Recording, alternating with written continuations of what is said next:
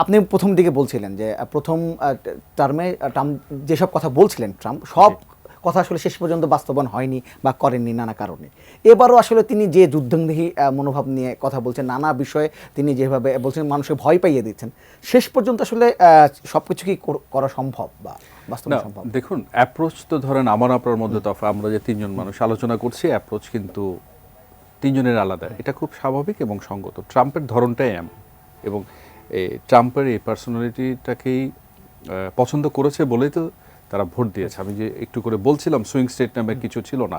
এবং আজকে এক জায়গায় আলোচনা হচ্ছিল যে বাংলাদেশে ডিয়াসপোরা সাধারণত ডেমোক্রেট ঘেঁষা দিস অ্যান্ড দ্যাট।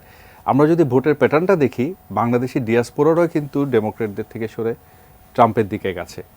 এটাই বাস্তবে ঘটেছে। এখন আপনি যে প্রশ্নটা আমাকে করেছেন যে ফার্স্ট টার্মের সাথে সেকেন্ড টার্মের কতটা মিল বা অমিল থাকবে, আমি একটু করে বললাম যে এবার আমি যদি ভুল না করে হুমায়ুন ভাই, আনপ্রেসিডেন্টেড নিশ্চয় ছিল যে দুটা হাউসে এরকম একচ্ছত্র আধিপত্য নিয়ে করাই খুব বিরল ঘটনা মার্কিন রাজনীতিতে।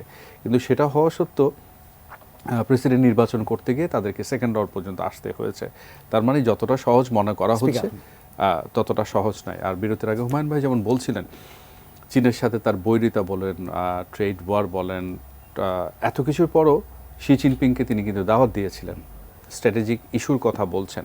তো সেই জায়গাতে এই ধরনের তার যে ব্যাকগ্রাউন্ড, এমন যাদের ব্যবসায়িক ব্যাকগ্রাউন্ডের লোক, সে কিন্তু প্র্যাগমেটিজমে অনেকখানি বিশ্বাস করে, মানে তার লাইফের ফিলোসফিটাই এরকম।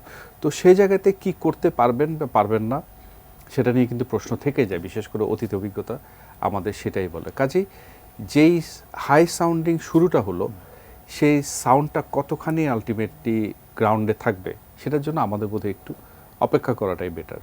আমরা যেমন অতীতের ইতিহাসটা মেলাবো, সেই সামনে পাশাপাশি আমাদের কিন্তু কনটেক্সটার সময়টাও কিন্তু বিবেচনা নিতে হয়। এই ট্রাম্প যখন আজকে স্ট্র্যাটেজির কথা বলছেন, চীনের সাথে ট্রেড ওয়ারের কথা বলছেন, আগের টার্মে তো তিনি এভাবে আচরণটা করেননি। এবং তিনি বলে দিচ্ছেন বাই এপ্রিল যখন বেরোবেন তখন সেই ভিজিটে যাচ্ছেন। কাজে এই জিনিসগুলো থেকে ইঙ্গিতগুলো খুঁজে নেওয়া এবং তার প্র্যাকটিক্যাল ইনিশিয়েটিভের সাথে মিলিয়ে আমরা একটা সময় পর্যন্ত ওয়েট করতে হবে যে আসলে কোন পথে যাচ্ছে। তো এখনই বলাটা আমার মনে হয় কি, শপথ নেওয়ার সাথে সাথে আমরা একটা জাজমেন্টাল হয়ে যাওয়াটা বোধ হয় খুব একটা সমীচীন নয়। জাজমেন্টাল হওয়া যায় খুব একটা সমস্যা হবে না ডোনাল্ড ট্রাম্প কিনা। হুমায়ুন কবির, আপনার কাছে ট্রাম্প এখন পর্যন্ত যে প্রশাসন কেমন মনে হয়েছে এবং আপনার কাছে কি মনে হচ্ছে? আসলে খুব কি ভয় করার কোনো কারণ আছে? বিভিন্ন গণমাধ্যমে যেভাবে তাকে চিত্রায়িত করা হচ্ছে, আসলে পরিবর্তনমুখী।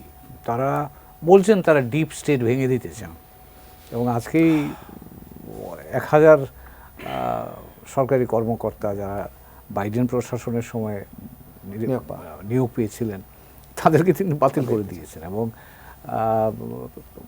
স্টেট ডিপার্টমেন্টের কয়েকজন সিনিয়র যারা ডিপ্লোমেট ছিলেন তাদেরকেও সরিয়ে দিয়েছেন। So colour expert, George sap এবং মাইল্ড অন হ্যান্ডস টেকনোলজি সমৃদ্ধ অরিক্স ক্রিস্টাল ওয়াশ আপনার লন্ড্রি এক্সপার্ট। ট্রাম্প প্রশাসন এবার একটু ভিন্নভাবে সাজাবার চেষ্টা করবেন। কতটা সফল হবে সেটা এই মুহূর্তে বলা মুশকিল, কিন্তু এটা ঠিক যে এবার কিন্তু অনেক বেশি প্রস্তুতি নিয়ে তারা এসছেন। এবং ট্রাম্প যেমন আজকেই পররাষ্ট্রমন্ত্রী যিনি হবেন তিনি কিন্তু কনফার্মড হয়েছেন। তো কংগ্রেসে ইতিমধ্যে হিয়ারিং হচ্ছে। আমার ধারণা তার টিম খুব অল্প সময়ের মধ্যেই তিনি পেয়ে যাবেন এবং খুব দ্রুত গতিতে কাজে এগোবার চেষ্টা করবেন। কিন্তু মনে রাখতে হবে যে মার্কিন যুক্তরাষ্ট্রের ব্যবস্থা, যেটা একটু আগে রাহিদিজা ইঙ্গিত করছিলেন, ব্যবস্থাটাই এরকম যে আপনাকে পদে পদে অ্যাকাউন্টেবিলিটি দিয়ে যেতে হবে। তিনি 2 বছর পরেই কিন্তু আবার কংগ্রেস ইলেকশনে আসতে হবে তাকে। কাজেই ওখানে পুরো হাউস নির্বাচনে যাবে, 1/3 সিনেট নির্বাচনে যাবে, 2 বছর পরেই কিন্তু তাকে জনগণের কাছে গিয়ে আবার হাজির হতে হবে। তখন এই জনগণই মূল্যায়ন করবে যে তিনি যা করছেন সেটা তাদের জন্য উপাদেয় কি অনুপদেয়, সে ভিত্তিতে আর তাকে পরবর্তী ম্যান্ডেট হতে দেবে। ছোট্ট করে যদি ইউক্রেন যুদ্ধে বলছিলেন 24 ঘন্টার মধ্যে বন্ধ করে দিতে পারবেন, কিন্তু শেষ পর্যন্ত তো রাশিয়া ইউক্রেন যুদ্ধ বলছেন যে আসার পর 24 ঘন্টার মধ্যে বন্ধ হবে, সেটা তো হলো না। আসলে দেখুন, পলিটিক্স তো সেটা বাংলাদেশ হোক, সাউথ এশিয়ার অন্য কোনো দেশ হোক, যুক্তরাষ্ট্র হোক, ওই যে এমটি রেটরিক বলে কিছু বিষয় আছে। তো আমার তখনই কিন্তু এই বিষয়টাকে, এই যে 24 ঘন্টার মধ্যে যুদ্ধটা আপনি থামিয়ে দিবেন, যত মানে সহজে বলছেন অত সহজ তো জিনিসটা নয়। এই যুদ্ধটা তো শুধু নিশ্চয় দুটো রাষ্ট্রের মধ্যে সীমিত নয়, এর মধ্যে অনেকগুলো পক্ষ আছে।